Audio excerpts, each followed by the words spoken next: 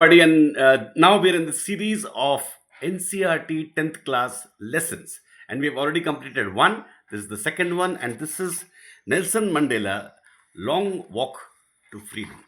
Nelson Mandela Long Walk to Freedom, and they were those great political leaders who are so inspiring even today. So let's start. I will read the whole lesson at a length like a class. Just relax and enjoy. 10th May dawned. 10th May dawned bright and clear. For the past few days, I had been pleasantly besieged. Again and again, too many people are coming by dignitaries, famous people, and world leaders who were coming to pay their respects before the inauguration. So we know Nelson Mandela, who won the freedom for South Africa. The inauguration would be the largest gathering ever of international leaders in South Africa soil. How well is written, see? Simplicity. I'll read it again, you'll understand. And the first paragraph, as usual, I'll read it two, three, four times to make you understand what is study skills. Uh, 10th May. 10th May. Get it in your head. 10th May. Dawned. Bright and clear. For the past few days, I had been pleasantly besieged. Now we're getting the words into our head. Pleasantly besieged by dignitaries, famous people, and world leaders who were coming to pay their respects before the inauguration. Before the inauguration.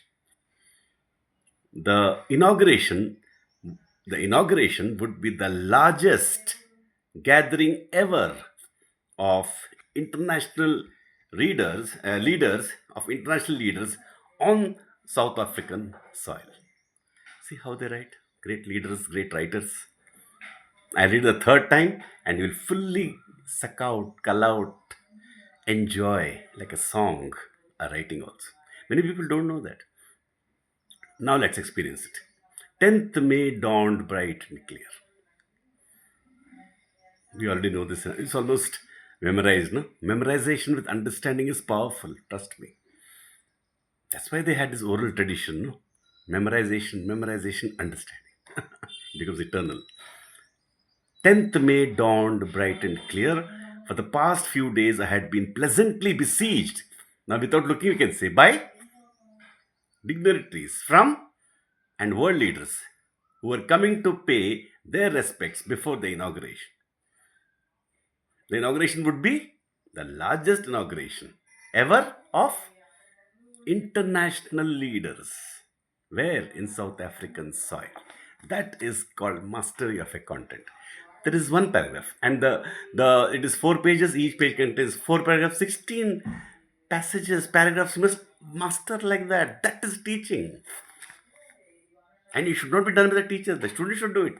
The teacher should be a guide, and that's what I'm trying to do. Now I'll read through the whole thing because you can listen to the video again and again now that you are motivated to listen to it. Listen to my explanation. I'm not coming between you and the author. I'm only reading properly. Then you read on your own and master it and go to the exam hall and crack it. Because if you read enough, not just the textbook, you have to read around 100 books. If you read that, you reach the top. That's how simple it is. That's what should happen and will happen the world over one day with our efforts. Now we go ahead and finish the lesson. The ceremonies took place in the lovely sandstone amphitheater, this half hall formed by the union buildings in Pretoria. For decades, this had been the seat of white supremacy. And now it was the site of a rainbow all colors, gathering of different colors and nations for the installation of South Africa's first democratic, non-racial government. On that lovely autumn day, I was accompanied by my daughter Zinani. On the podium, Mr. Day Clerk was first sworn in. he took the oath as second deputy president.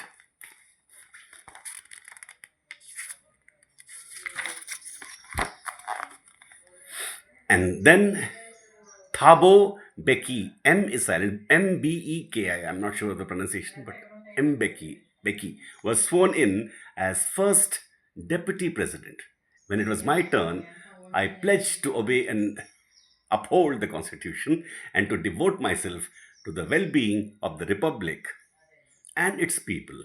To the assembled guests and the watching world, I said, today, all of us do, by our presence here, confer, give, grant glory and hope to newborn liberty. Out of the experience of an extraordinary human disaster that lasted no long, so long, must be born a society of which all humanity will be proud. We who were outlaws not so long ago have today been given the rare privilege to be host to the nations of the world on our own soil. We thank all of our distinguished international guests for having come to take possession with the people of our country of what is, after all, a common victory.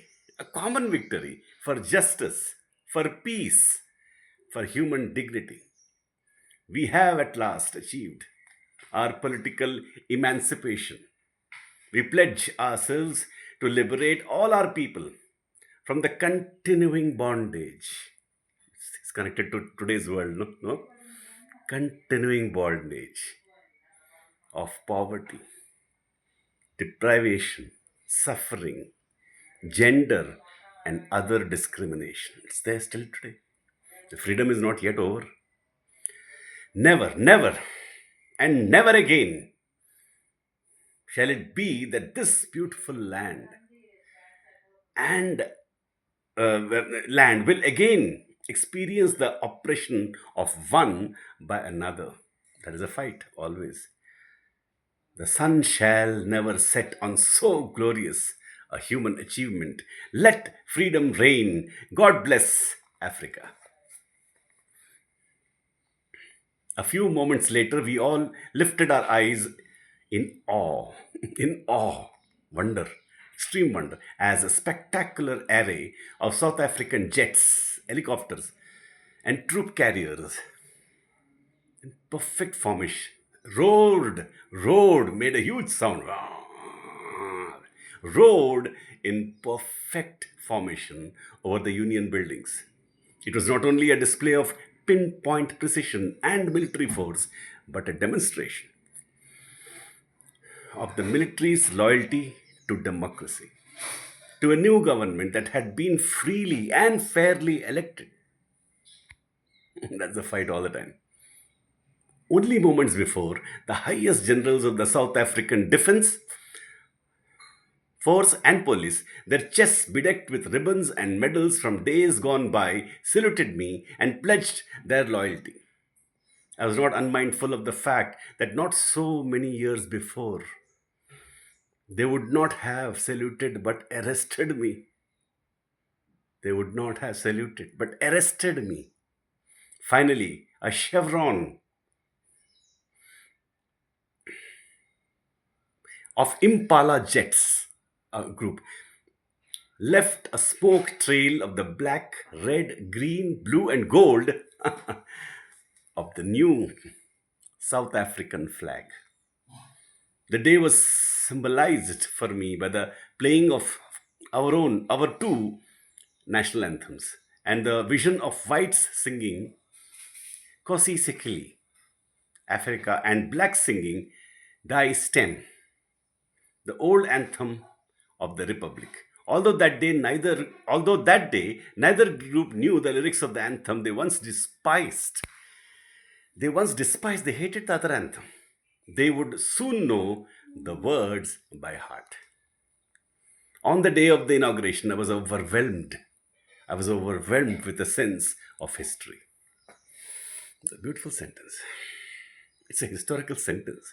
On the day of the inauguration, I was overwhelmed with the sense of history in the first decade of the 20th century. In the first decade of the 20th century, a few years after the bitter Anglo Boer War and before my own birth, the white skinned peoples of South Africa patched up their differences and erected a system of racial domination against the dark skinned peoples of their own land.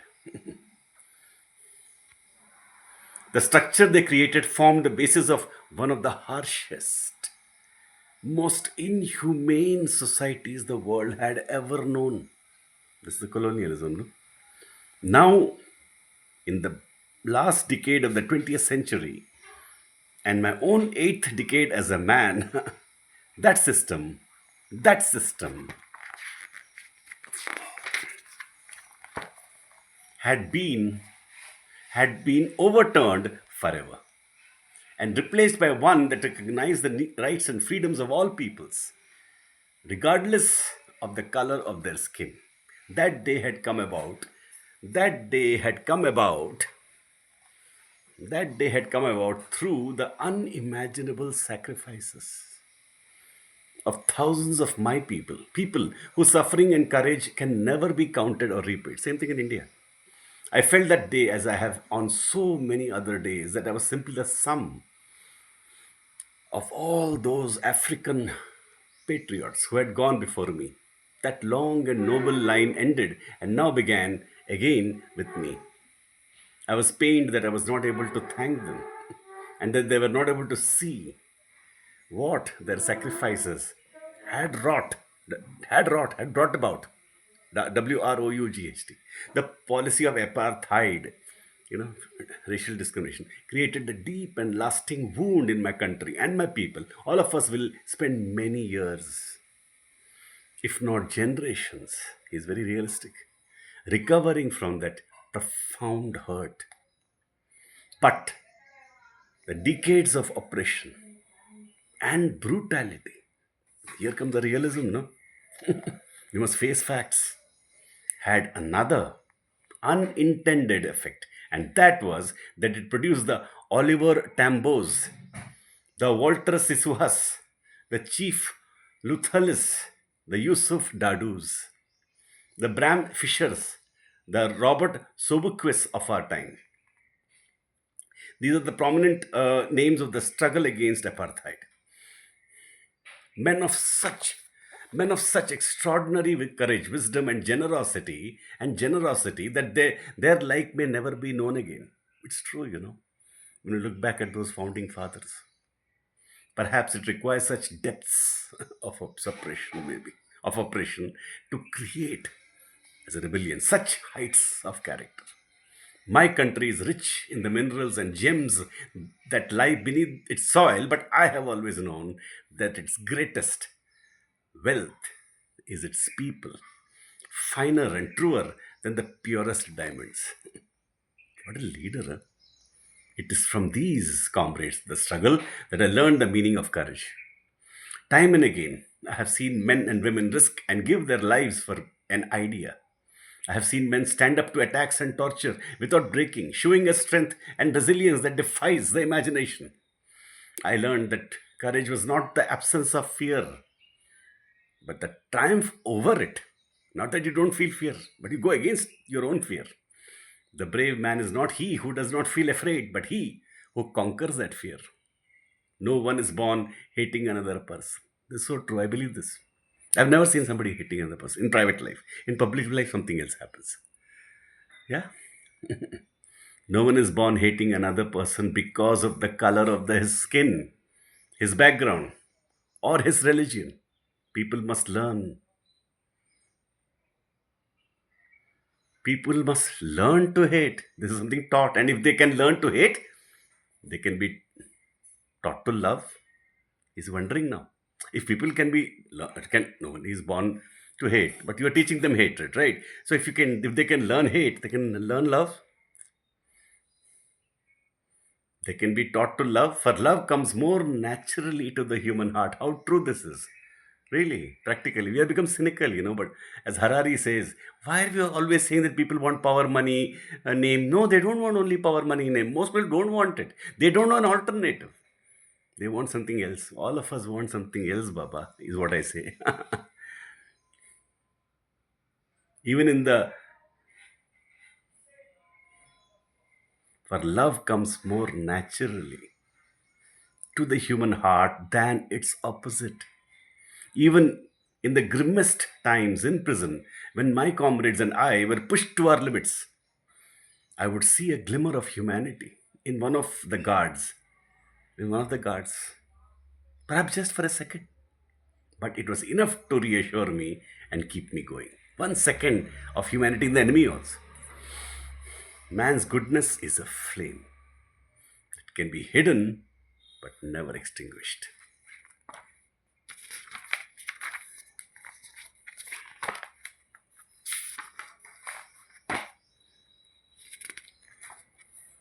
In life, every man has twin obligations to his family, to his parents, to his wife and children, and he has an obligation to his people, his community, his country. In a civil and humane society, each man is able to fulfill these obligations according to his own inclinations and abilities. But in a country like South Africa, it is almost impossible for a man of my birth and color to fulfill both of these obligations. In South Africa, a man of color who attempted to live as a human being was punished and isolated. In South Africa, a man who tried to fulfill his duty to his people was inevitably ripped from his family and his home and was forced to live a life apart, a twilight existence. See the suffering? Can't imagine. Of secrecy and rebellion. I did not in the beginning choose to place my people above my family. But in attempting to serve my people, I found that I was prevented from fulfilling my obligation as a son, a brother, a father, and a husband. This is the tragedy of great leaders. I was not born with a hunger to be free. I was born free, free in every way that I could know, free to run in the fields near my mother's hut, free to swim in the clear stream that ran through my village, free to roast mealies under the stars and ride the broad backs of slow moving bulls. As long as I obeyed my father and abided by the customs of my tribe, I was not troubled by the laws of man or God. It was only, that's what happens when we grow up. It was only when I began to learn that my boyhood freedom was an illusion. When I discovered as a young man that my freedom had always been taken from me, that I began to hunger for it. At first, as a student, I wanted freedom only for myself. The transitory freedoms of being able to stay out at night, read what I pleased, and go where I chose. Later, as a young man in Johannesburg, I yearned for the basic and honorable freedoms of achieving my potential, of earning my keep, of marrying and having a family, the freedom not to be obstructed to a lawful life.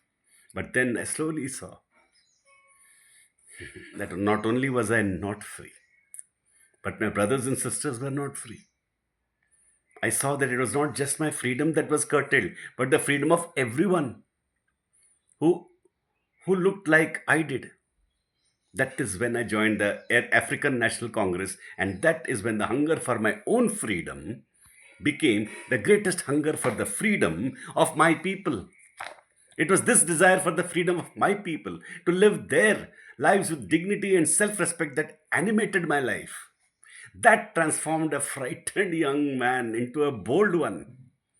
That drove a abiding attorney to become a criminal. That turned a family loving husband into a man without a home. That forced a life loving man to live like a monk. I'm no more virtuous or self sacrificing than the next man. But I found that I could not even enjoy the poor and limited freedoms I was allowed when I knew my people were not free. Freedom is indivisible. The chains on any one of my people were the chains on all of them. The chains on all of my people were the chains on me. I knew that the oppression must be liberated just as surely as the oppressed. I knew that the oppressor must be liberated. He's thinking about oppressor also, like Gandhi. He's influenced by Gandhi. I know that the oppressor must be liberated just as surely as the oppressed. A man who takes away another man's freedom is a prisoner of hatred. He is locked behind the bars of prejudice and narrow-mindedness. I'm not truly free if I'm taking away someone else's freedom. Just as surely as I'm not free when my freedom is taken from me. The oppressed and the oppressor alike are robbed of their humanity. This is a cry even now, even today. Today, the cry is more. When we see all these corruption all over, left, right, center, if I may say so.